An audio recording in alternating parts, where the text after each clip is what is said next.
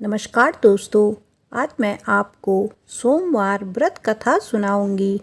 आप सभी मेरे साथ बोलिए ओम नमः शिवाय। किसी नगर में एक धनी व्यापारी रहता था। दूर दूर तक उसका व्यापार फैला हुआ था। नगर के सभी लोग उस व्यापारी का सम्मान करते थे। इतना सब कुछ संपन्न होने के बाद भी वह व्यापारी बहुत दुखी था, क्योंकि उसका कोई पुत्र नहीं था, जिस कारण अपने मृत्यु के पश्चात व्यापार के उत्तराधिकारी की चिंता उसे हमेशा सताती रहती थी। पुत्र प्राप्ति की इच्छा से व्यापारी प्रत्येक सोमवार भगवान शिव की व्रत पूजा किया करता था और शाम के समय शिव मंदिर में जाकर शिवजी के सामने घी का दीपक जलाया करता था। उसकी भक्ति देखकर माँ पार्वती प्रसन्न हो गई और भगवान शिव से उस व्यापारी की मनोकामना पूर्ण करने का निवेदन किया। भगवान शिव बोले, इस संसार में सबको उसके कर्म के अनुसार फल प्राप्त होती है। जो प्राणी जैसा कर्म करते हैं उन्हें वैसा ही फल प्राप्त होता है। शिव जी द्वारा समझाने के बावजूद माँ पार्वती नहीं मानी और उस व्यापारी की मनोकामना पूर्ति हेतु वे शिव जी से बार बार अनुरोध करती रही।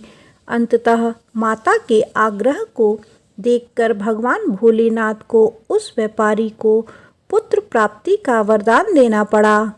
वरदान देने के पश्चात भोलेनाथ माँ पार्वती से बोले, आपके आग्रह पर मैंने पुत्र प्राप्ति का वरदान तो दे दिया, परंतु इसका यह पुत्र 16 वर्ष से अधिक समय तक जीवित नहीं रहेगा।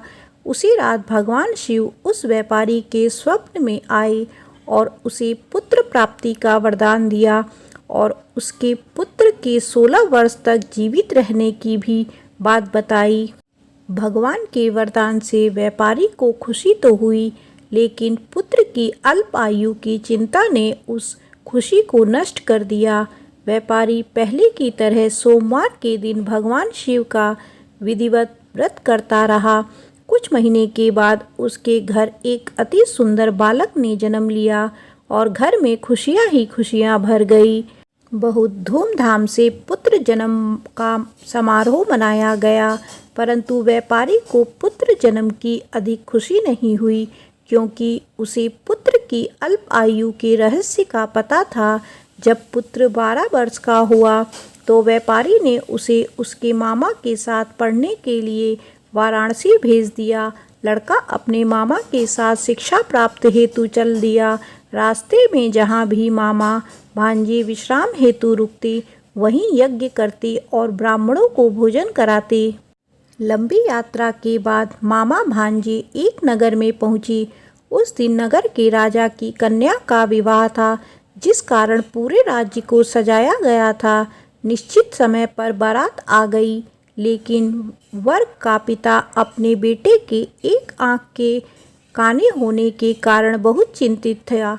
उसे भय था कि इस बात का पता चलने पर कहीं राजा विवाह से इनकार ना कर दे, इससे उसकी बड़ी बदनामी होगी। जब वर के पिता ने व्यापारी के पुत्र को देखा तो उसके मस्तिष्क में एक विचार आया। उसने सोचा, क्यों ना इस लड़के को दूल्हा बनाकर राजकुमारी से विवाह करा दूं। विवाह के बाद इसको धन देकर विदा कर दूंगा और राजकुमारी को अपने नगर ले जाऊंगा।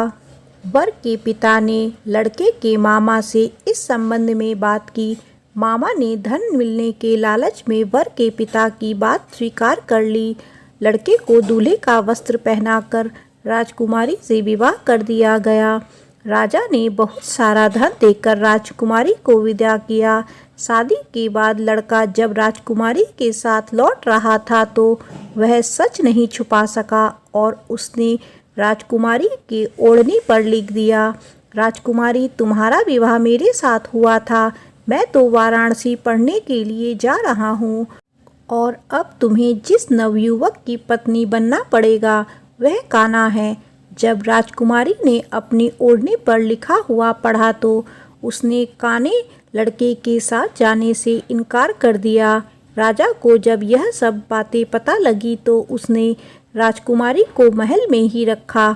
उधर लड़का अपने मामा के साथ वाराणसी पहुंच गया और गुरुकुल में पढ़ना शुरू कर दिया। जब उसकी आयु 16 वर्ष की हुई तो उसने यज्ञ किया। यज्ञ के समाप्ति पर ब्राह्मणों को भोजन कराया और खूब अन्य वस्त्र दान किए। रात को वह अपने शयन में सो गया। शिव के वरदान के अनुसार शयना अवस्था में ही उसके प्राण पखेरु उड़ गए। सूर्य उदय पर मामा मृत भांजे को देखकर रोने पीटने लगा। आसपास के लोग भी एकत्र होकर दुख प्रकट करने लगे। लड़के के मामा के रोने विलाप करने के स्वर समीप से गुजरते हुए भगवान शिव और माता पार्वती ने भी सुने।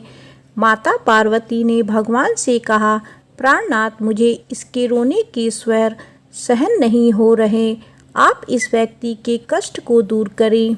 भगवान शिव ने माता पार्वती के साथ अदृश्य रूप में समीप जाकर देखा तो भोलेनाथ माता पार्वती से बोले, यह तो उसी व्यापारी का पुत्र है जिसे मैंने 16 वर्ष की आयु का वरदान दिया था। इसकी आयु पूरी हो गई है। माँ पार्वती ने फिर भगवान शिव से निवेदन कर उस बालक को जीवन देने का आग्रह किया। माता पार्वती के आग्रह पर भगवान शिव ने उस लड़के को जीवित होने का वरदान दिया और कुछ ही पल में वह जीवित हो उठा। शिक्षा समाप्त करके लड़का मामा के साथ अपने नगर की ओर चल दिया। दोनों चलते हुए उसी नगर में पहुँचे जहाँ उसका विवाह हुआ था। उस नगर में भी यज्ञ का आयोजन किया। समीप से गुजरते हुए नगर के राजा ने यज्ञ का आयोजन देखा और उसने तुरंत ही लड़के और उसके मामा को पहचान लिया। यज्ञ के समाप्त होने पर राजा मामा और लड़के को महल ले गया और कुछ दिन उन्हें महल में रखकर बहुत सा धन, वस्त्र आदि देकर राजकुमारी के साथ विदा कर दिया। इधर भूखे प्यासे रहकर व्यापारी और उसकी पत्नी बेटे की प्रतीक्षा कर रहे थे। उन्होंने प्रतिज्ञा कर रखी थी कि यदि उन्हें अपने बेटे की मृत्यु का समाचार मिला तो दोनों अपने प्राण त्याग देंगे। परंतु जैसे ही उसने बेटे के जीवित वापस लौटने का समाचार सुना तो वह बहुत प्रसन्न हुआ। वह अपनी पत्नी और मित्रों के साथ नगर के द्वार पर पहुंचा। अपने बेटे के विवाह का समाचार सुनकर पुत्र वधू राजकुमारी को देखकर उसकी खुशी का ठिकाना ना रहा। उसी रात भगवान शिव ने व्यापारी के स्वप्न में आकर कहा, हे श्रेष्ठी, मैंने तेरे सोमवार के व्रत करने और व्रत कथा सुनने से प्रसन्न होकर तेरे पुत्र की लंबी आयु प्रदान की है। पुत्र की लंबी आयु जानकर व्यापारी बहुत प्रसन्न हुआ। शिव भक्त होने तथा सोमवार का व्रत करने से व्यापारी की सभी मनोकामनाएं पूर्ण हुई। इसी प्रकार जो भक्त सोमवार का विधिवत व्रत करते हैं और व्रत कथा सुनते हैं, उनकी सभी इच्छाएं पूरी होती है। भगवान शिव की सोमवार की व्रत कथा समाप्त होती है। आप सभी मेरे साथ बोलिए, ओम नमः शिवाय।